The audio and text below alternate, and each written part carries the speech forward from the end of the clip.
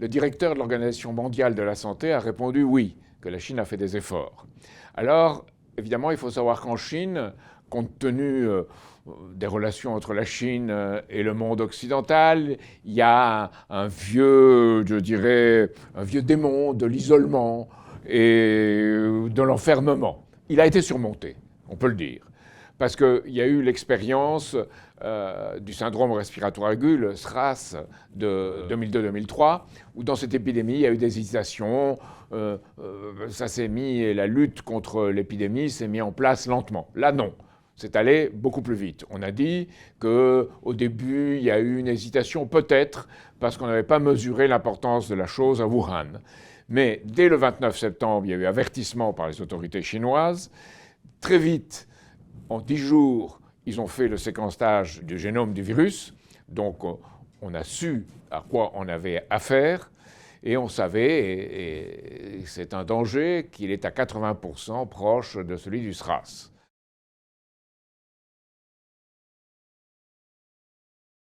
Wuhan, c'est une ville de 11 millions d'habitants. Le Hubei, c'est 56 millions. C'est énorme. Jamais on n'a vu dans l'histoire une telle quarantaine. Et c'était nécessaire. C'est absolument nécessaire. D'ailleurs, les voyageurs qui arrivent de Wuhan en France sont pendant 15 jours mis aussi en quarantaine dans des villégiatures assez agréables dans le Midi. Et pendant 15 jours, on attend de voir s'il se déclenche des éléments de ce virus. Donc c'est très important de voir que c'est suivi, c'est fait, et il y a un effort très grand qui est mis. C'est une décision pastorienne, hein, c'est la tradition de Pasteur et de ses disciples, dont Alexandre Yersin, qui est très connu en Asie et qui a eu un rôle très important en Indochine. Donc les Chinois connaissent très bien la médecine pastorienne. Ils ont fait des études à l'Institut Pasteur en France, les virologues et les autres. Il y a une collaboration actuellement très étroite. Alors les Chinois ont des compétences très grandes dans ce domaine. Je le répète, en partie à cause de nous, à partir de contacts avec aussi des Américains. Donc, ils ont une compétence établie, reconnue. Le danger, c'est que si cette épidémie passe dans un pays, par exemple comme l'Inde, ou très peuplé, et où ils n'ont pas le même système de détection de médecine de veille pastorienne, on pourrait dire. On appelait ça du temps des pastoriens la médecine sentinelle, et les Chinois ont prouvé qu'ils l'avaient. Maintenant, en Inde, ce n'est pas du tout prouvé, et ce n'est pas le cas. Donc il y a un très grand danger qu'en Inde, ça se répande, et là, ça peut être très dangereux.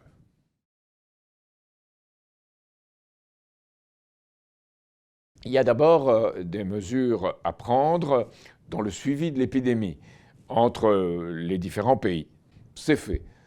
Il y a une collaboration, par exemple, pour isoler le virus et l'étudier en laboratoire. C'est fait en Chine, c'est fait en Australie, c'est fait en France, à l'Institut Pasteur. Il y a énormément d'efforts qui sont faits. Et la chose suivante, évidemment, on sait que ça vient d'un animal, c'est déterminer lequel. On ne sait pas. Pour le SRAS, on savait que c'était la civette. La civette, c'est un petit animal, un petit rongeur que mangent les Chinois, qui est sur les marchés. Donc les Chinois ont interdit l'élevage des civettes, interdit la consommation, et le SRAS s'est arrêté. Maintenant, on ne sait pas encore d'où ça vient. On pense que c'est peut-être comme le SRAS, à partir d'une chauve-souris qui a contaminé un rongeur, probablement la civette, et qui s'est transmis aux humains. On pense aussi que peut-être c'est un serpent. Il y a un type de serpent qui aurait pu le transmettre. Alors, il y a des photos qu'on a pu voir du marché de Wuhan. On voit des civettes, on voit des animaux domestiques, des chiens, des chats, que les Chinois apprennent, parfois consomment.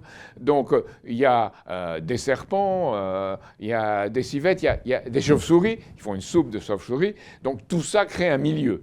Alors là, on peut dire que des mesures disons, que les Chinois pensent prendre, mais il y a des habitudes de la population, c'est difficile, des mesures qui seraient de séparer vraiment de façon étanche la commercialisation de tous ces produits. Et puis de ne plus les manger crus avec une chaîne de transmission, disons, pas très organisée, d'organiser plutôt la commercialisation avec les différentes filières dans une chaîne du froid. Ça, c'est l'autre chose à faire.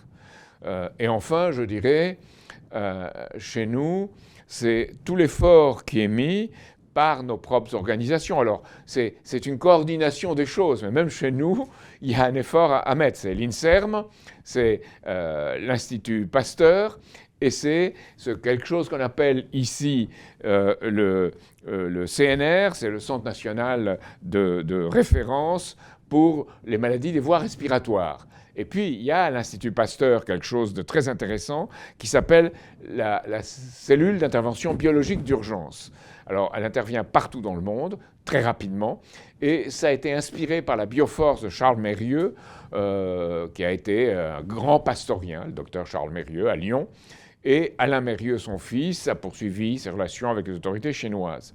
Donc il y a un lien très étroit dans cette coopération entre la France et la Chine qui est important, et on suit, c'est suivi. Ceci dit, il faut coordonner les efforts de ces différentes organisations en France comme en Chine. C'est fait, c'est plus facile de coordonner les choses entre savants, je dirais, entre chercheurs, entre virologues, entre médecins, qu'entre hommes politiques.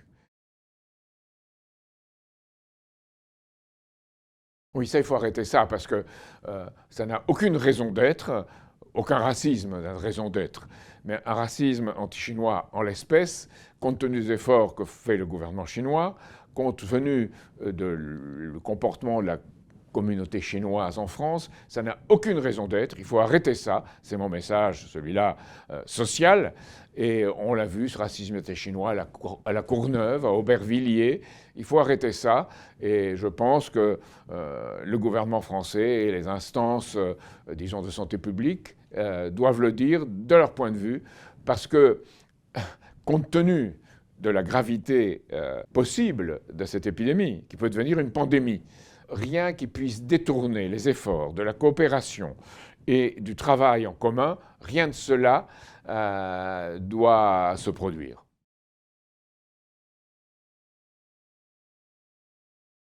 L'autre épidémie très grave, qui est le MERS, qui était au Moyen-Orient, vient des dromadaires. Et là, on ne peut pas éliminer les dromadaires.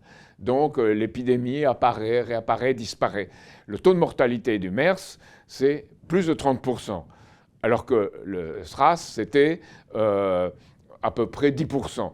Aujourd'hui, on ne peut pas savoir très bien encore, mais on peut dire que le taux de mortalité est entre 2 et 3%, donc c'est moins. Mais les Chinois ont établi très tôt qu'il y avait une possibilité de contamination d'humain à humain.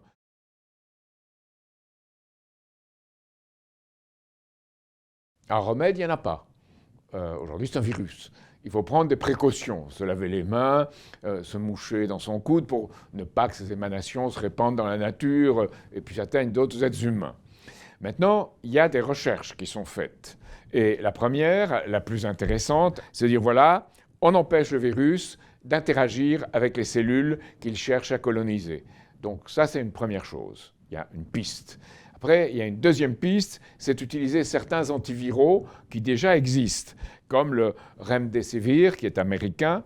C'est un laboratoire qui s'appelle GLID aux États-Unis qui le produit.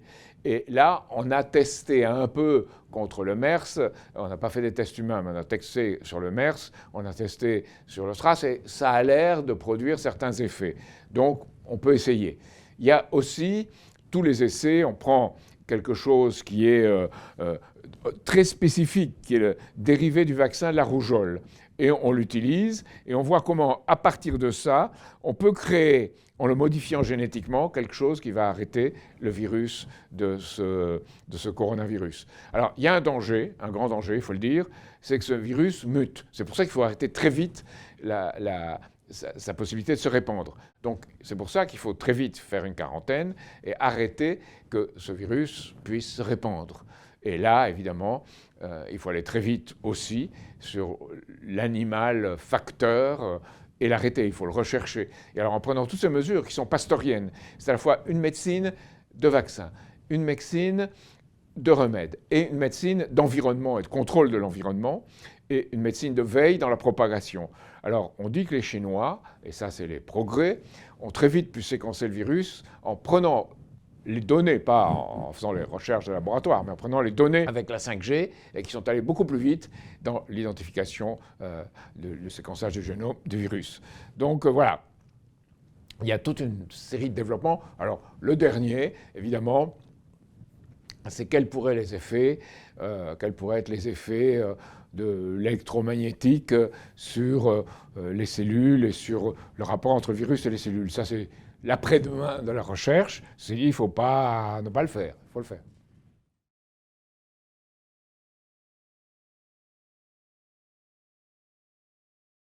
Alors, il y a des gens très compétents pour traiter des dizaines de cas, pas plus. Donc, voilà où nous en sommes.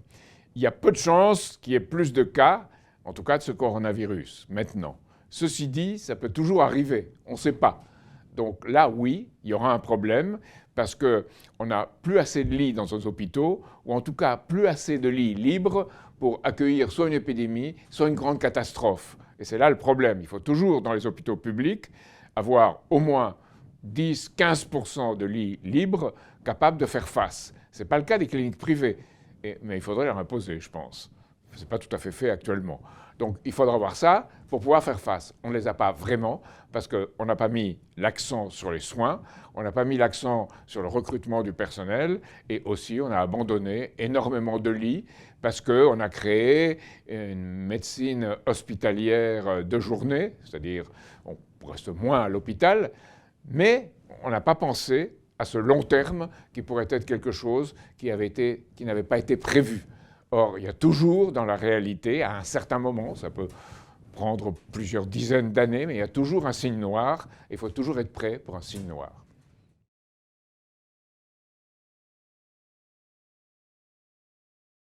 Oui, bien sûr. Et aujourd'hui, on ne saurait pas faire aussi vite que les Chinois. Ce n'est pas un grand hôpital constitué, c'est un hôpital de campagne avec du préfabriqué. 10 jours, 1000 lits. Et 20 jours, 1300 lits. 2 hôpitaux, très vite. Parce qu'à Wuhan, il n'y avait pas assez de lits. Donc, c'est vrai, il faudrait avoir toute une procédure prête pour ce type de construction très rapide en cas d'épidémie. Ça ne veut pas dire qu'on va le construire, ça veut dire qu'on soit prêt à le construire pour faire très vite lorsque le défi se posera. Et c'est la même chose dans tous les domaines. C'est la même chose, si on veut les dire de façon un peu banale, en faisant un rapport, c'est la même chose pour un krach financier. On ne sait pas quand il se produira, mais il faut préparer tous les éléments lorsqu'il risque de se produire, puisque toutes les conditions sont plus réunies pour un krach financier que pour la propagation d'une épidémie en France. Il faut être prêt. Et il faut avoir les moyens d'être prêt. Et ça, c'est ce que nous avons toujours dit. Il faut anticiper, il faut prévoir. Et dans toute notre médecine en France, il n'y a pas assez de prévision, il n'y a pas assez d'efforts mis sur l'environnement qu'on doit créer pour que les maladies ne se produisent pas. Dans la médecine traditionnelle chinoise, il y avait quelque chose de très bien. On allait voir le médecin quand on était en bonne santé. Et il vous disait, voilà ce qu'il faut faire pour rester en bonne santé. Aujourd'hui, dans le type de médecine qui s'est développée en Occident, on guérit bien, on guérit mieux que dans la médecine chinoise, mais on va le voir seulement quand on est malade. Et quand on est malade, c'est parfois trop tard. Alors on peut dire, cela relève de la santé publique, des savants et des chercheurs. C'est vrai. Mais ça relève aussi d'une réflexion politique. Pourquoi? Parce que c'est l'idée de coopération et l'idée de rassembler ses forces dans différents pays et avec différents professionnels pour faire face. Alors, en 1986, nous avions nous-mêmes publié un livre, Louis Pasteur, Source de nouvelles renaissances scientifiques.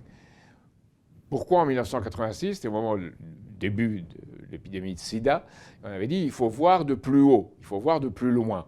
Et évidemment, de ce point de vue-là, il faut voir de quels moyens on pourra disposer. Et là, on avait rencontré des professionnels de la Bioforce de Charles Mérieux qui s'étaient beaucoup intéressés à cette approche en disant il faut très vite pouvoir intervenir pour, disons, arrêter dans l'œuf le développement de l'épidémie.